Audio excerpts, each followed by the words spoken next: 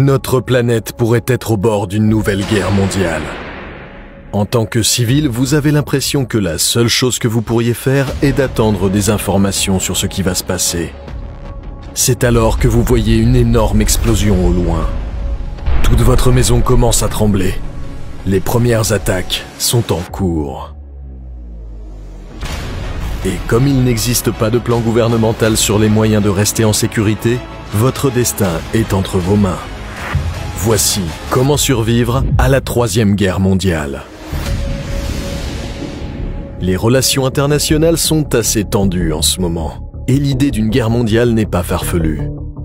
Certains pays comme la Suède, l'Allemagne et la Lituanie apprennent même à leurs citoyens à se préparer à des offensives militaires potentielles.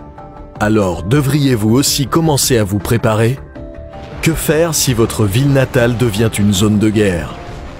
Comment pourriez-vous y échapper? Et où serait-il prudent d'aller? Voici quelques conseils pour vous aider à survivre. Numéro 1. Préparez-vous au désastre. Certaines personnes peuvent penser que vous êtes fou, mais il n'est jamais trop tôt pour anticiper l'état d'urgence. Vous aurez besoin d'un kit de survie.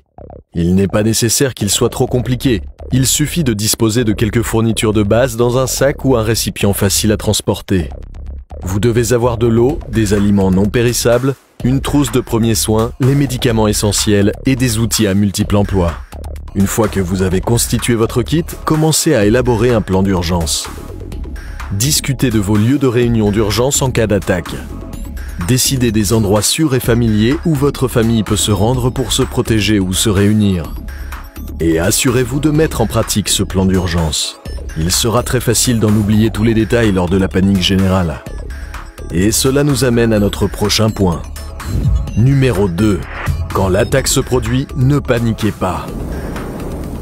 Oui, c'est plus facile à dire qu'à faire. Mais en cas de crise, il est crucial de se concentrer et de prendre des décisions basées sur votre logique et non sur vos émotions. Éloignez-vous de vos fenêtres ou de tout objet de grande taille et dirigez-vous immédiatement vers les étages inférieurs de votre habitation. Si vous vivez dans un immeuble, n'utilisez pas les ascenseurs. Prenez plutôt les escaliers. Et si vous vous trouvez dans un sous-sol pendant l'attaque, vous réduirez vos chances d'être blessé. Enfin, si vous avez la chance de survivre à l'attaque initiale, ne perdez pas de temps et commencez à inspecter votre maison immédiatement. Déterminez si elle peut encore être utilisée comme un abri fiable pour vous et vos proches. Si les dégâts sont trop importants, vous devrez évacuer et commencer à chercher d'autres endroits où loger. Numéro 3. Éloignez-vous des cibles potentielles.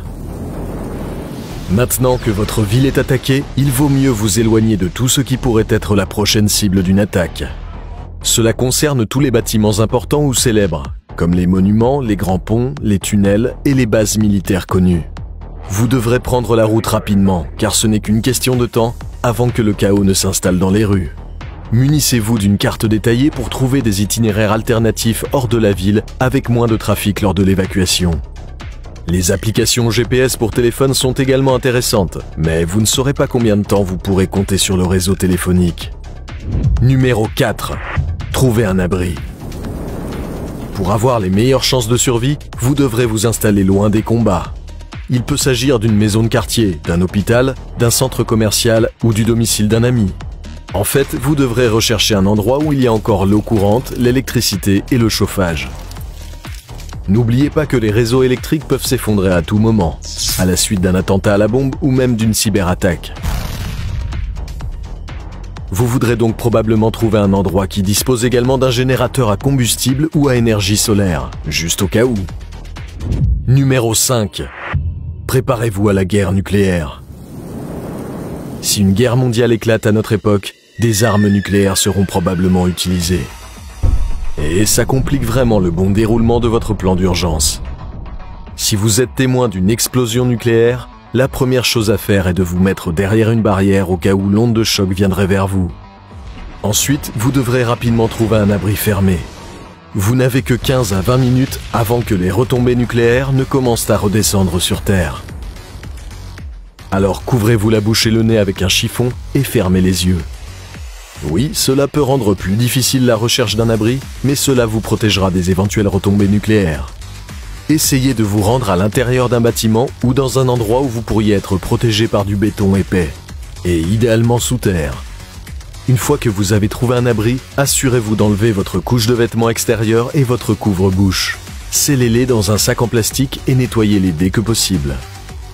Puis mettez-vous à l'aise. Vous voudrez rester dans votre abri pendant au moins une journée pour vous assurer que les dangers des radiations disparaissent. Grâce à ces conseils, vous devriez pouvoir rester à l'abri jusqu'à ce que tout se calme. Maintenant, tout ce dont vous devez vous soucier est de maintenir une bonne santé mentale pendant que vous attendez seul dans votre abri. Mais rassurez-vous, nous avons la vidéo qu'il vous faut pour vous aider à vous en sortir sur comment survivre.